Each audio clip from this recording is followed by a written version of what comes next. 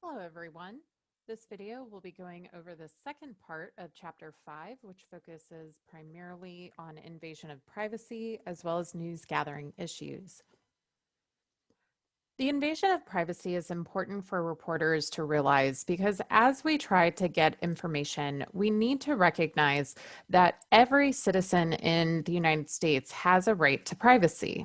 But what happens when that right to privacy conflicts with the right to the public's right to know information?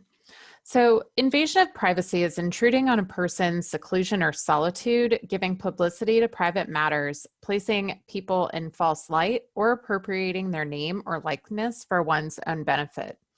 Typically, invasion of privacy is defined at the state level because these are state laws instead of federal laws. Intrusion is an invasion of privacy. It involves trespassing, going through someone's personal items, or even technological intrusion on their privacy. It's when a journalist enters an area where the person had a reasonable expectation of privacy. So you cannot enter an area without the owner's permission.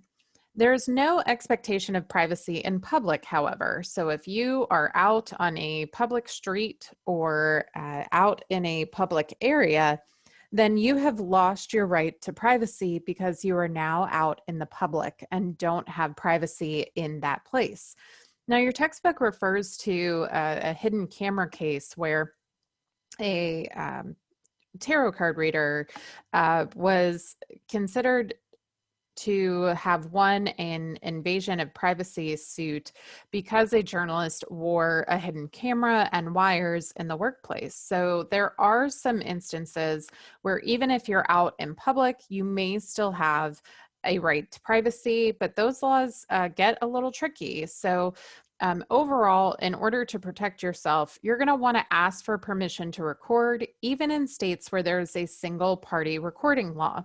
For instance, in Alabama, only one party has to be aware that the recording is going on in order for recording to be allowed and for that to be used within a court of law. However, hidden cameras are often illegal in areas, especially when it comes to cameras that would capture such things as nudity or sex. You cannot be aggressive either when in public. Because then you lose your right to gain that information. So journalists should never use force in order to obtain a recording. And you really need to be aware of the state law for wherever you're working in terms of what is allowed for recording and hidden cameras. Publicity is a second aspect of privacy laws. Publishing someone's secrets to the public is not allowed. However, this seems to conflict with the First Amendment because we, through the First Amendment, are given the right to publish information that the public needs to know. So in order to meet the expectation of publicity violation, there needs to be information that is truly private. There cannot be any public record of that information anywhere. Or if it's already widely known because of something that came out, maybe someone kind of tattled on you to the press, then that expectation of privacy has gone away because it's not truly private anymore. Any information that's considered highly offensive would be considered truly private. For example, your medical information is protected by HIPAA, and even information that would be extremely offensive, like in the case of Hulk Hogan's publicity violation, where they a website published a video of him having sex outside of his marriage. That was considered highly offensive. And primarily that was drawn from the decision that there was no public interest in the information. It's not that it's not entertaining or that people wouldn't necessarily want to see it. I mean, I don't want to see it, but you never know. People have different tastes. It's more whether it would help the public to have this information or not, which is really what the First Amendment is based on. So that is the violation of publicity in terms of privacy. False light is another type of privacy claim. It resembles libel in a lot of senses, and a lot of times when a plaintiff is suing for libel or slander, they will also sue concurrently for a false light claim. Libel redresses the injury. However, it talks about how the plaintiff can recover from those economic, reputation, or physical injuries that they may receive from a libel case. Meanwhile, false light is meant to protect someone's interest in their privacy. So technically, by law, they are two different things, although they do sound very similar. But what it does, false light puts a person in a negative impression to the public. For instance, when Playgirl published a photo of this Baywatch character, they put him on the cover without his permission, making the false impression that he had agreed to appear in the magazine. That would be considered false light, and this actor actually won in his suit against Playgirl. Appropriation is when you use someone else's image or name or likeness for your own benefit. This usually happens within advertisements where you are claiming that a person is somewhat endorsing your brand or your product when they're really not. Usually news is exempt from appropriations because we use the likeness and names of people for public interest all the time. Even if you're doing a news organization promo, like a commercial for your newscast, you still can include other people's names and likeness, as long as it's not making it seem like that person is endorsing your organization when they're not. In addition, you can't prevent a person or performer an act from the right to make money by publishing their performance without their permission. So for example, the human cannonball that you see on the right, a news organization in Ohio recorded his performance and then published it. They made money off of the publication of his performance, and people were less likely to go see him because they had seen it in the video. So that was appropriation for the news station. However, most of the time, news organizations are exempt from this type of privacy violation. News gathering issues happen because the First Amendment allows for publication of information, but not the right to collect that information. Now, obviously, you can't really publish information if you don't have a right to collect it. And yet the law itself is not very clear on what rights journalists have to collect information. It doesn't ever protect you from doing illegal things to gain information either. So make sure that you're never trespassing, you're not violating someone's privacy, and things of that nature. But here's 3 of the key news gathering issues that you as journalists need to know. The first is news scenes and how much access you're allowed to have. Typically, access to crime scenes are set by police because they are the ones doing the investigation, and you need to ensure that you are allowing the investigation to proceed properly. But what happens when police suggest that you are violating their police line or encroaching on the crime scene? It can have very dangerous consequences. So here is a video of a reporter who was covering the Breonna Taylor protests and was actually shot at with tear gas, pepper gas by police.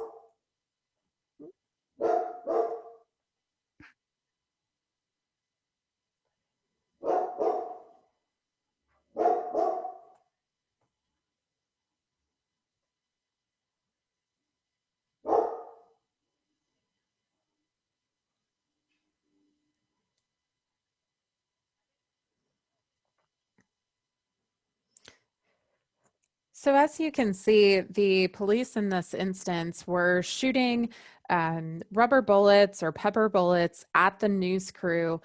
The police department later claimed that the news crew had crossed the protest line and were violating the police's the officer's area. Now that case will likely go to court or be settled with the police department because they had very clearly identified themselves as uh, press through their credentials. They claim that they did not cross police lines. They weren't taking things from the scenes, and they were trying to obey orders from police whenever they were asked to move. However, it's common, hopefully not very often, but it is common for officers to arrest the press when they feel that there is a violation of their news scene. So please know that this is something that you as a journalist could face. So there are certain things that you should do anytime you are working as a reporter, especially in contentious scenes such as protest or covering a high profile case, things of that nature. You always need to carry press credentials, and your organization should provide these to you so that you can identify yourself as a reporter as soon as you are asked. Never trespass or cross police lines. You can't take things from scenes. You need to always obey orders from police officers. Even if you may not agree with them at the time, if you do not obey the order from the officer, that is considered impeding on their work as an officer, and you will be arrested. So you need to decide whether you're okay with that or not. Don't ever argue with officers, and certainly never get violent with them. You need to carry $50 to $100 for bond on you at all times, and you should always have a government issued ID. Something your textbook doesn't mention, but I highly suggest, is memorizing the phone number of your station so that if you lose your cell phone or if you need to call from a police station, if you are arrested, that you will know their number.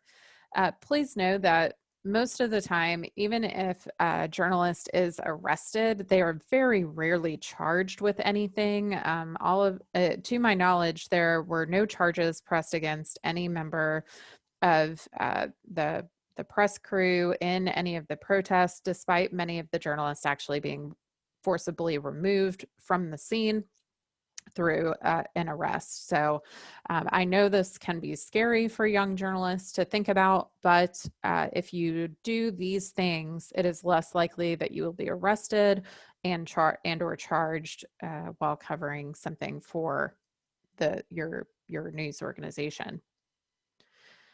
Records are an important part of news gathering. There are many differences in state laws for open access. In fact, you can do a little bit of research on open access laws and open record laws for journalists and see which states have good open records. Alabama, it does not score very high on open record law. So know that it can be very difficult to obtain public records in our state, but there are some states that have very good access for journalists. Now, the only federal law that really speaks to open records is the Freedom of Information Act. This is called FOIA. We speak about FOIA in the industry quite frequently. It is a federal law, and it suggests that records that are held by agencies at the federal executive branch can be obtained by any journalist upon written request.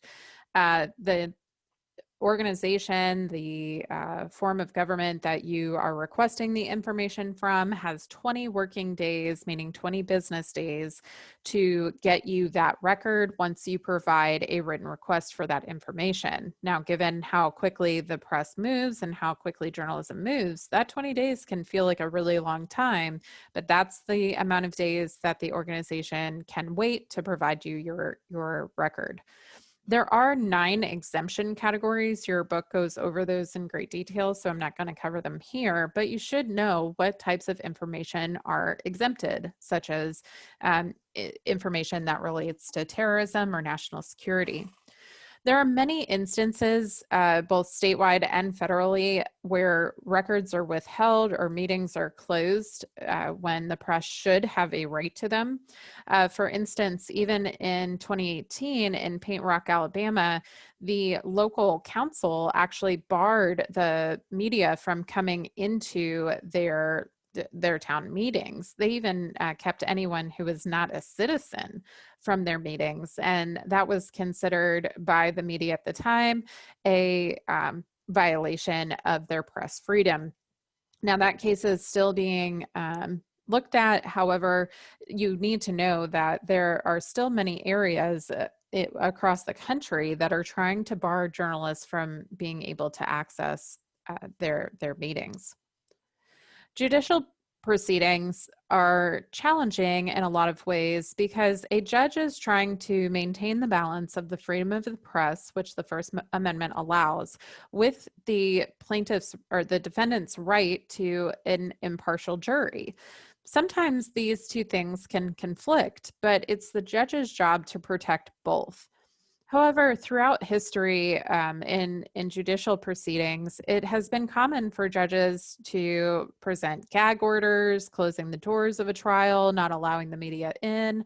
And it was becoming such a great problem in past history that a small town newspaper in California actually had to go to the Supreme Court to get a ruling on when the press should be allowed to go into legal cases. And so the ruling was that there has to be a substantial likelihood that media coverage would prejudice the jury and that there are no alternatives available other than a gag order or closing the doors of the trial. Sometimes states consider any case involving minors to be something to close access to journalists. And then there's still a lot of open debate on jury selection. And most rulings suggest that only when the jury is potentially going to be threatened because of information released during jury selection should it be closed. However, we as journalists also need to remember that within our legal system, you are innocent until proven guilty, and it is our responsibility as journalists to cover court cases as such. We never want to present so much evidence or talk about a person who is currently going through a legal proceeding as if they were guilty before that decision has been made. Even if it seems like there is 100% guarantee that that person is responsible, we should never make that statement until it has been decided by a judge and jury of that person's peers. So that is a responsibility that we have to the citizens that we report to. The final issue in news gathering practice is the use of confidential sources. Some sources will only provide you information if they can be protected, if they can remain anonymous or confidential. So a lot of times what happens is that a confidential source's information the journalist will be subpoenaed to release that. And if you don't answer that subpoena, you can be cited for contempt, you can be fined, and or you can be sent to jail. So there are journalists who've spent over 200 days in jail because they refuse to release the name and information of their source. The extent of protection varies. Some states have shield laws for journalists, which will shield anonymous sources or confidential sources from and shield the journalists from having to release that. However, there are no federal shield laws, and the shield laws that are in each state differ very greatly depending upon what that state law says. So you need to know the laws of your state and what can be done. Perhaps one of the most famous cases of using a confidential source was the Watergate scandal, in which Woodward and Bernstein used a source that was nicknamed Deep Throat in order to uncover wrongdoings by then President Nixon, who later resigned after the information came out. Now, Later, Mark Felt, this gentleman, actually identified himself as Deep Throat, but the journalist never did so. There is a wonderful movie called The Post. It stars Meryl Streep that talks a lot about the decisions that the Washington Post had to make about their use of confidential sources. And actually, their legal team told them, don't use a confidential source because the organization and the journalists themselves could be liable for it. So there are lots of considerations that you need to make before using a confidential source. You try to not promise confidentiality to sources as much as possible, because again, you can be subpoenaed and face consequences for not releasing that source's information. So, how can you protect yourself legally as a journalist? Well, the first thing you need to do is know federal law. You need to know what rights you have as a journalist and what you cannot do. Once you begin work in a certain state, you should also be looking at the state laws for each of these things: libel, slander, privacy, and news gathering, so that you know what your state regulations allow and what they don't allow. And if you find that your rights as a journalist are being violated, such as not being allowed access to something that legally should be public record, you need to be able to fight for it. And there are many First Amendment organizations that provide legal counsel to journalists, as well as other protections. The other thing you can do is always work in the public interest. If a story is newsworthy and it matters to the public, then typically the First Amendment will allow you to publish that information as long as you didn't break any laws in order to obtain the information. The other thing you should always do is remain truthful in your reporting. Don't ever try to distort the truth or bend the truth to make it seem one way or another, because then you open yourself up to libel and slander suits. Finally, you should always document your work. You need to know who your sources were, even if they were confidential, and keep those notes and those documents for the period that the statute of limitations allows for in libel and slander suits. But I know that it can be scary thinking about all of the legal consequences of working in journalism, but as long as you know your rights and know what you can and cannot do, a lot of times you're able to navigate these things pretty well. So now that you understand a bit of the legalities surrounding journalism, I want you to do your discussion post, which presents a legal case study to you to talk about. Then you can do homework, which will be chapter 4, exercises 6 and 7, which are focused on spelling. Those are due on Friday, September 11th. And then you'll cover abbreviations, acronyms, and titles for your AP homework.